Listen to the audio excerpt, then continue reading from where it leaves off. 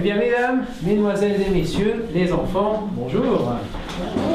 Et soyez les bienvenus au musée Gallet, et vous êtes plus précisément dans ma cuisine.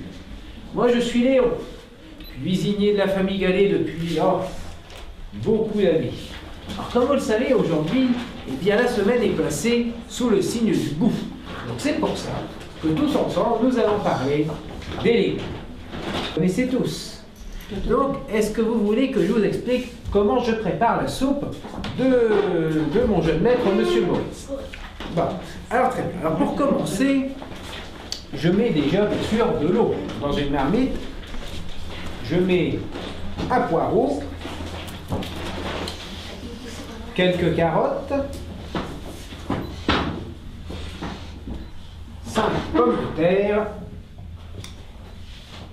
mon petit secret, un petit navet et un oignon pour relever, eh bien, où je fais cuire ma soupe. Dans une marmite, mais après, où je mets la marmite? Là.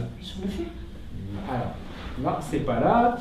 Alors, je vais vous montrer précisément comment je fais cuire ma marmite.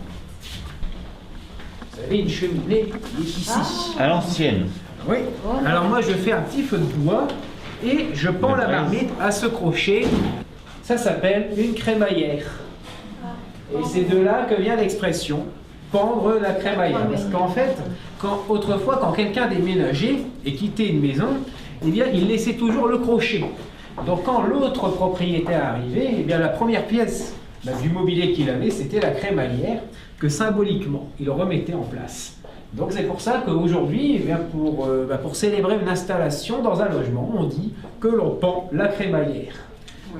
Donc, à moi, cette crémaillère, elle me sert pour mettre la marmite que vous voyez ici. Mais alors attention, nous sommes dans une maison bourgeoise, donc on ne peut pas prendre la soupe directement de la marmite et la mettre dans l'assiette de Monsieur Maurice. Il faut utiliser un autre objet, c'est une soupière. Les soupières que vous voyez ici. Alors, est-ce qu'à votre avis, moi je vais chez le boulanger pour aller acheter du pain tous les matins? Non. Non. Moi je le prépare moi-même.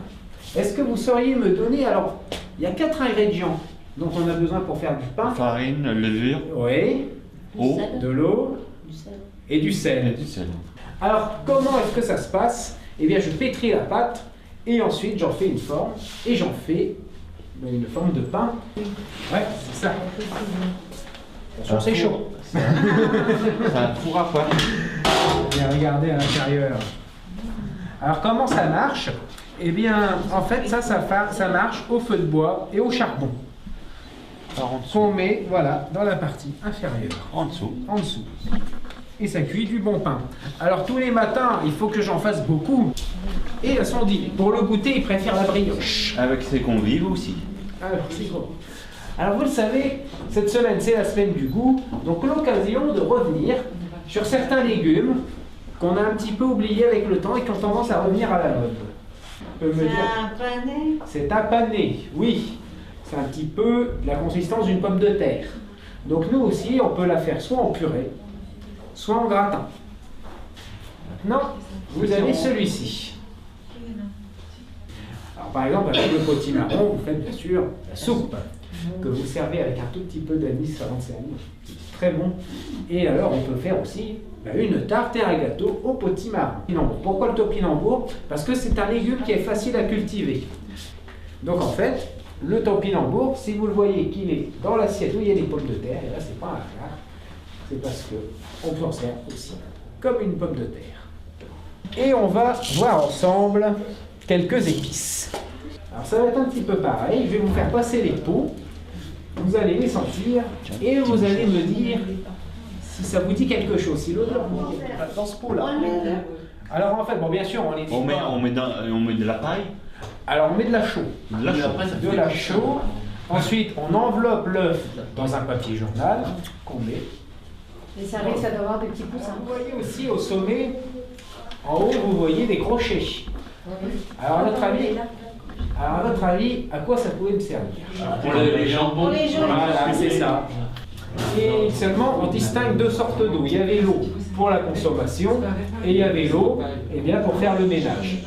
Alors par exemple, l'eau pour faire le ménage, c'était dans cette bonbonne. Voilà. Et ici, dans cette fontaine qui est en grès, ça servait pour boire. L'eau venait de la rivière, donc on n'était pas très sûr qu'elle soit très bonne, on s'en méfiait. Donc même si, alors je crois que c'est pas loin, c'est Chantilly, vous aviez quelques fontaines d'eau minérale, en général, pour tout le monde, c'était le vin. Donc après avoir parlé de l'eau, on va parler peut-être du chauffage. Par exemple, quand vous êtes chez vous et que vous apprêtez à vous coucher, et qu'on est en plein hiver, comment est-ce que vous chauffez votre chambre? Dans un chauffe-lit. Et on verse de l'eau chaude dessus? Voilà, précisément. Vous voulez filmer la cuisine tout seul? Ouais, ça va vite. Et toi, tu manges des tomates? Non, je mange de la tomate avec du gruyère, avec du jambon. C'est pas des légumes, ça. Ils sont bizarres, tes légumes au gruyère. Ça y est, tu t'es nettoyé? Alors, est-ce que ça vous a plu, les enfants, l'atelier? Oui? Vous voulez aller voir Léo? Alors, on va aller voir Léo. Qui est ton trop? On va le décoller. T'arrives à 9h à midi, tu vas pas passer. Comment je serais? J'ai pas de numéro, on déroule à la fin, c'est ça? Non, vous avez payé 5 €.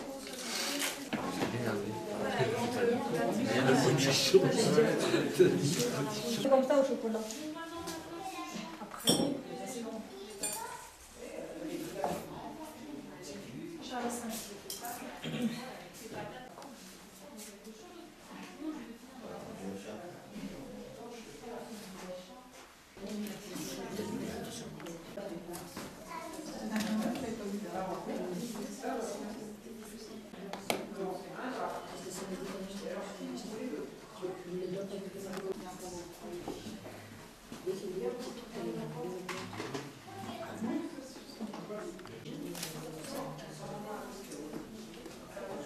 Rien du tout, alors mieux vaut ne pas être payé avec des nefs.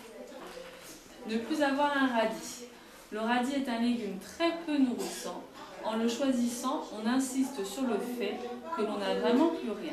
Ce qui est amusant, c'est que le radis, pour désigner l'argent, n'est jamais employé de manière positive. On ne dit pas « j'ai des radis ».